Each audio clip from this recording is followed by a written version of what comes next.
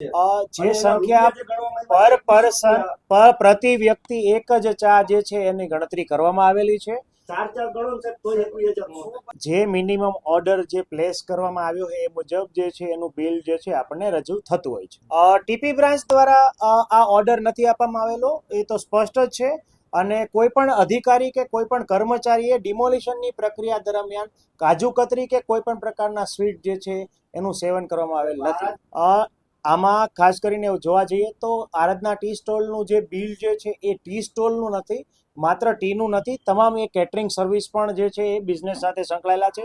આ એક એમની ફર્મ જે છે એમના દ્વારા આ જે છે સર્વિસ પૂરી પાડવામાં આવેલી. ચા, સવારની ચા, બપોરની ચા, બિસ્કિટ ઉપરાંત જોવા જઈએ તો આપણો જે અધિકારીઓ માટે આપણે જે ખાસ કરીને આપણો સેન્ટ્રલ જે હોલ ખાતે આપણો જે કંટ્રોલ રૂમ ક્રિએટ કરવામાં આવ્યો હતો ત્યાં અધિકારીઓ માટે પણ ચા અને રિફ્રેશમેન્ટની વ્યવસ્થા કે નાસ્તાની જમવાની વ્યવસ્થા પણ આની અંદર ઇન્ક્લુડેડ. કોઈ પણ પ્રકારની નાણાકીય ગેરરીતિ કે ગોલમાલ આમાં કરવામાં નથી આવેલી.